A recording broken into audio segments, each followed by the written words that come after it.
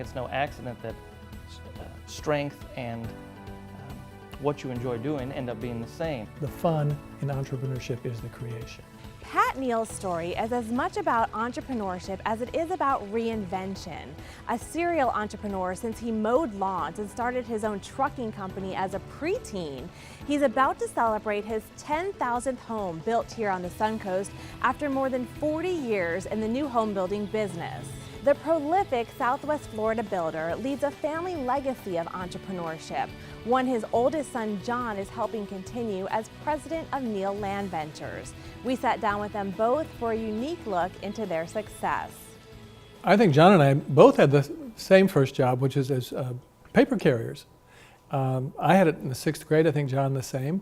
Mine followed with our lawn business. I had 21 lawns, and then I had my own trucking and salvage business. John, if I may speak for you, began as a site merchandiser for Neal communities. That is, he could do palms and sweeping and cleaning out houses so they look terrific. So we're like accomplished professionals starting age 12. I think site merchandiser is a over explanation of what I really did.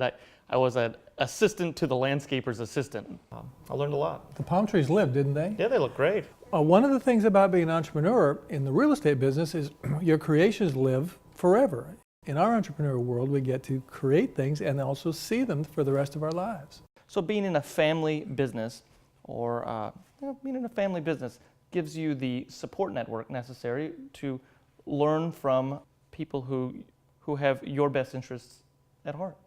My granddad was an entrepreneur, my father was an entrepreneur, I'm an entrepreneur. John would be the 4th generation in our family, all of whom had their own businesses and made their own creations. Before you can become an entrepreneur, you have to generate the experience that's necessary in order to find a passion or find a business or a career that you can enjoy, that's successful or has the ability to be successful, and that you can make a living at. Today I have my own business, John has his own business, and we're also partners in the business. My dad and I started off in condominiums, and then I built apartments, and then I didn't build single-family homes as a business till 1991, and they were in the moderate price range. During the Great Recession, they went to the low price range, and now we're in all price ranges. So we learned different ways of building the home. My principal goal was to maintain our team. We have employees at Neal since 1972, but the course of that was to follow the market wherever it went and where necessary to reinvent our systems and team and organization and product knowledge and location to fit the new paradigm. The largest real estate boom in Florida history, followed by the worst real estate recession in Florida history, was an experience, and it taught me some lessons about diversification and the need for trimness and watching the bottom line and understanding and looking ahead. Reinvention is fun and challenging. We're sitting in a $2 million home with a gorgeous outdoor kitchen, one of the most beautiful pools we've ever built, and we still build the $160,000 home for the beginning family. So both of those are fun, and it's fun to meet the challenge and learn how to do both.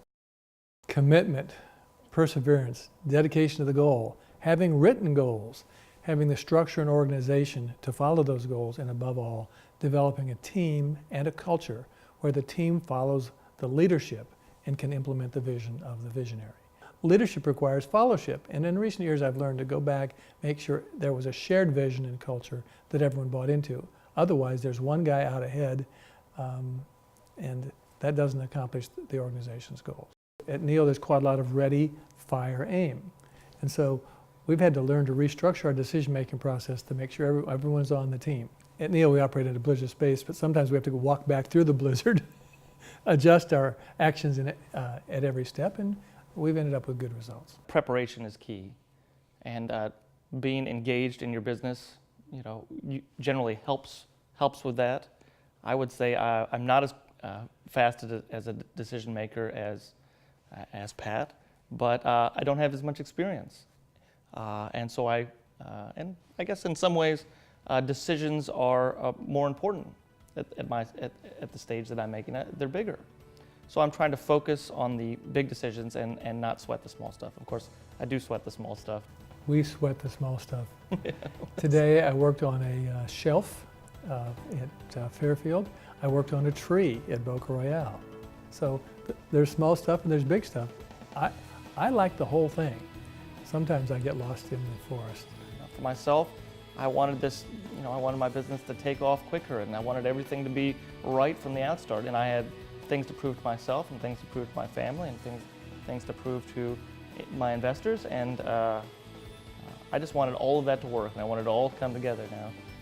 Thankfully, I think it has, but it's not an accident, not by any means.